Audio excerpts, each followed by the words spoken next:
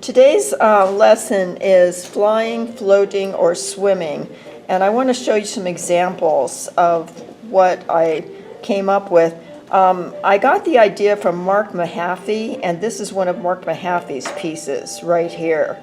And the whole idea behind this is that it shows something floating through space, so you're going back into space in your picture with it, and that means putting in some shadows and having it be various different perspectives on it. This is another one of Mark Mehaffey's on this subject matter. Okay, this is one of my experiments where I use dragonflies as the subject matter. They're flying through space, and there are shadows behind them. Here's another that I did using this technique. And you can see that I kind of used that checkerboard pattern, but didn't make it black and white. This, I think, is my best example where I go through and, again, use the dragonflies. This is our third lesson in our fall acrylics class on Friday mornings. So today we're working on something called flying, floating, and swimming. And I'll tell you where I got started with this idea, and I've never done this one before for a class. So I was looking at this book that's called Journey to Abstraction, wonderful book, a lot of contemporary abstract artists in here. But one of them is Mark Mehaffey.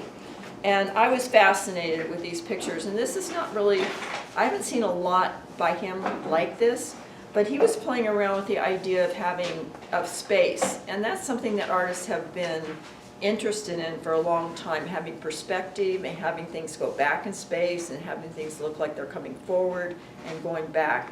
And so that was what he's working on in this.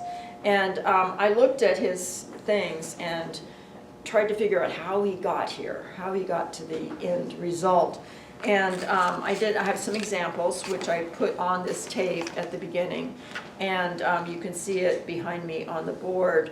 And these are my practice things where I was just trying it out and seeing if I could get there. And so I'm going to take you through my journey of figuring out how you got from from the point where you start to the point where you end up with looking like something is floating through space.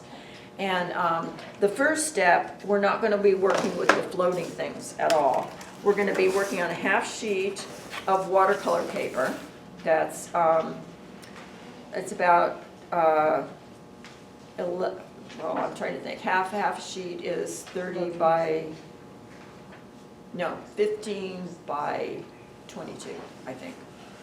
Anyway, it's a half sheet. Just tear a sheet of watercolor paper in half. And what I want you to do is divide this space. Just take a pencil and divide it into 5 different shapes. And the shapes should be overlapping. There shouldn't be any negative space. It should be all taken up. And so if you were to look at my pictures behind, you could probably count that there are 5 different areas in this. And so just do that to start with, and we'll start with the first shape. Okay, at this point we've drawn our 5 shapes, and my 5 shapes are 1, 2, 3, 4, and 5. Now we're going to take each of these shapes and paint them each in different ways. And the first way is a rainbow wash. And you're going to pick which shape you want to do that with. And it's going to be like a sunset or a sunrise, because that's what a rainbow wash looks like. So you don't need to do this, but I might say, I might want to put it toward the top of the page. And I'm going to wet the whole section that I'm going to be painting on this. And then I'm thinking of it being a sunset or a sunrise. So I'm going to start with blue at the top. And you can see that when you wet it, it runs. And that's what we want it to do. And then next to the blue, you do not want to put yellow, because that will turn it green, and that doesn't look like a sunset or a sunrise. You don't really have green in a sunrise or sunset. So you want to put next to it the magenta. And it does need to be magenta, not pyro red, because sunset always is magenta colored because the sky is blue behind it. So it's going to be kind of purplish. So go ahead and go over it and blend it on the sides. And if you go over, don't worry, because you're going to be painting over that anyway into the other squares. Are we just filling that with one of our shapes? One of the shapes. Okay. And then the yellow goes next to the magenta, and together they will make like an orange as they blend together. So then you get a nice rainbow effect. Okay, so go ahead and go back and do that. That's your first shape. And you can dry it when you're done. We have some hair dryers over there. Okay, the next shape we're going to work on, and I have to tell you, my shape isn't really good here on this wash. I've got a splotch and some streaks, so I'm going to probably redo it. Put some gesso over it and do it again, but I've got to let it dry. Anyway, the next shape, you're going to do a saturated color, and you can pick any color you want. I'm going to use blue because I like blue, but this one is just going to be a solid shape of this saturated color, and it's going to be quite dark. And it should be one of the smaller shapes on your piece, but not necessarily next to what you just did. It can be anywhere, but it shouldn't be the biggest one, because that's not where your main interest is going to be. So just paint it in.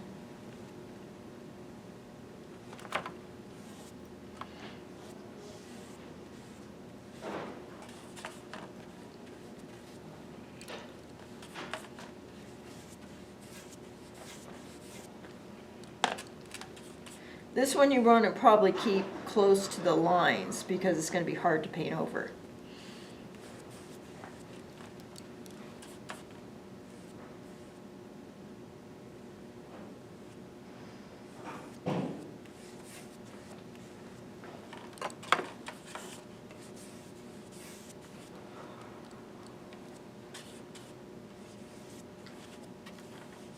Okay, and I'm down to the bottom. Try to stay close to that line. And I can go over it and kind of even it up a little bit. And you can even put a second coat on if you want to get it really smooth, because the first coat is going to be a little streaky.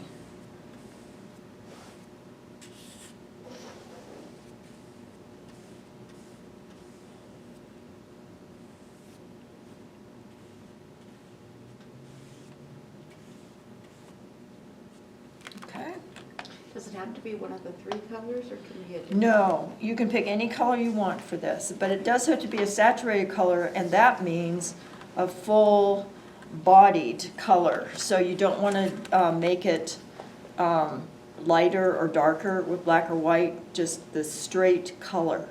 So it's a very strong, straight color. Should it be a complementary color to what it's being put next to, or does it matter? It doesn't really matter. Okay. Okay, it can be anything, just as long as it's solid. Okay. Okay, we're getting into the third area, and this one is going to be a neutral, because we're starting to get in the area where you might want to put your little images, and so you'd want to have a background where they're going to show up on. And you can use a gray or a tan, but this is kind of, I'm going to use this area because this would be where I would want to put my little images. And I'm using some burnt sienna, but you don't have to. You can use any kind of gray or tan, but I'm getting it down pretty light colored, a light tan. I don't want to have a strong color here. So this would be white good. with it, or was that? Yeah, I put white with it, definitely. Yeah, if you want to have a light color, you're going to have to mix white with it, make it, that's called a tint. So it's what they do when they paint your walls. Almost all of our walls are tinted. That means there's lots of white in it. So whatever color down there is diffused, so it gets more neutral.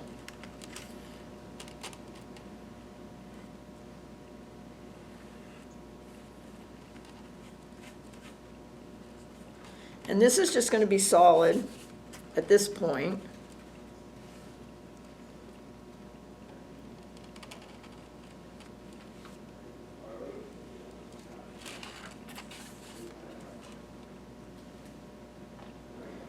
And kind of stay within the lines.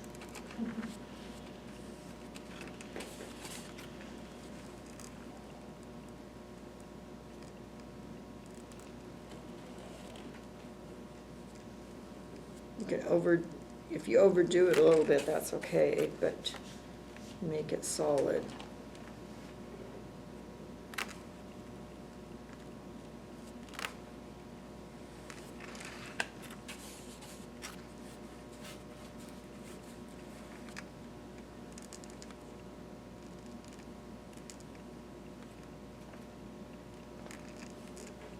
Okay, and then dry again. Is it going? Yep. Yes. Okay.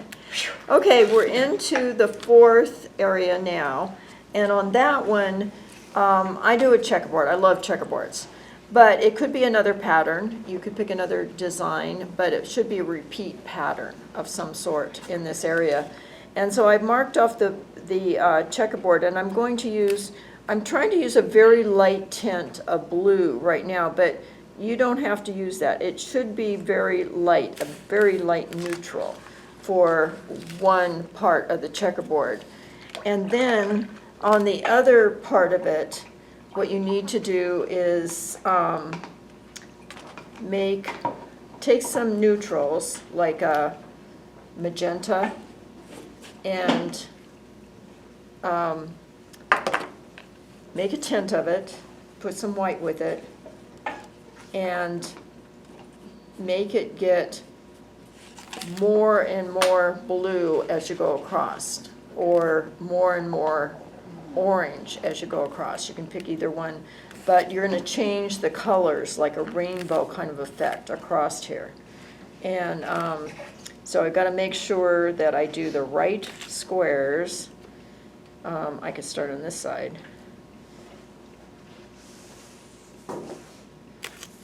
And this is going to kind of echo the wash that you did at the beginning, the rainbow wash. So I'm putting a little bit of, I'm going to put a little bit more magenta in this as I go to the left. So it gets a little darker.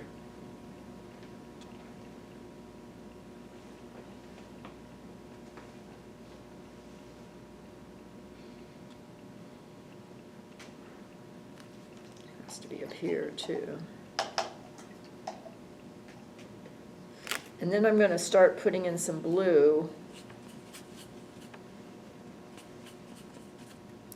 So it starts getting a little purple. Oops, that's a little bit more than I wanted.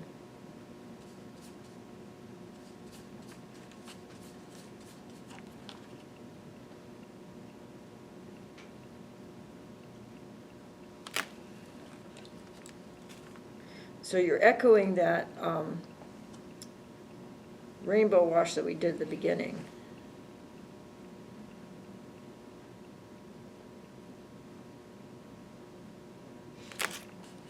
A little more blue.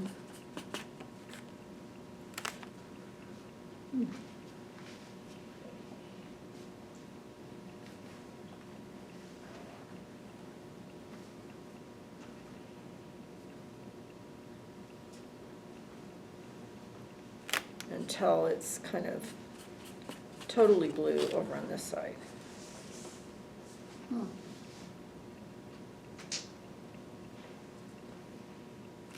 So you can kind of see how this should be more Then your neutral is just gonna stay the same all the way through. Yeah. It's just, okay.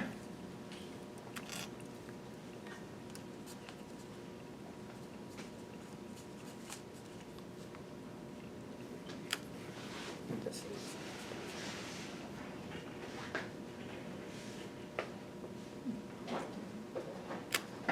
Whoops.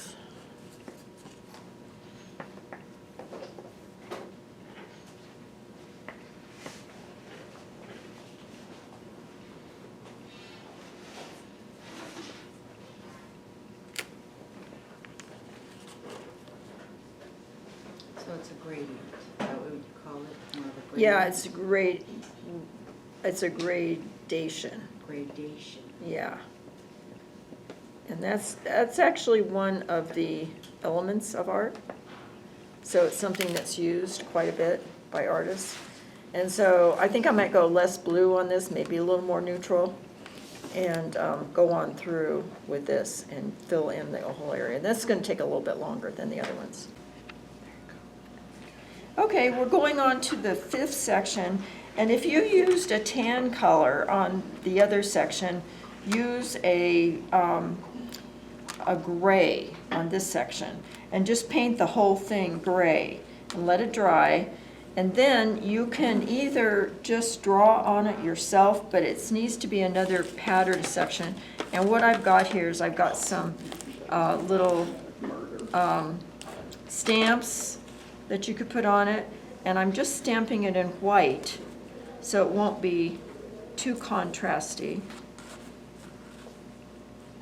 And I put paper towels around it to kind of keep it from the stamp from going on to the other areas.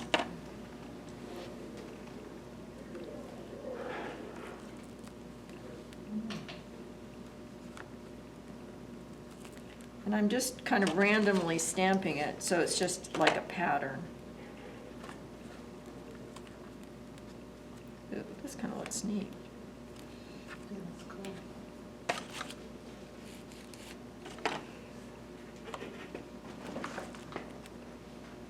And you can use any of the stamps in here you want, if you want to do that.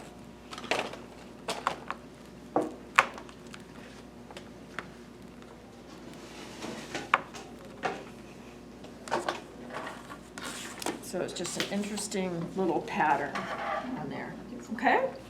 Okay. And then we are finished with the base part of this, and we'll start working on the upper part. I think we're gonna start that next week, okay?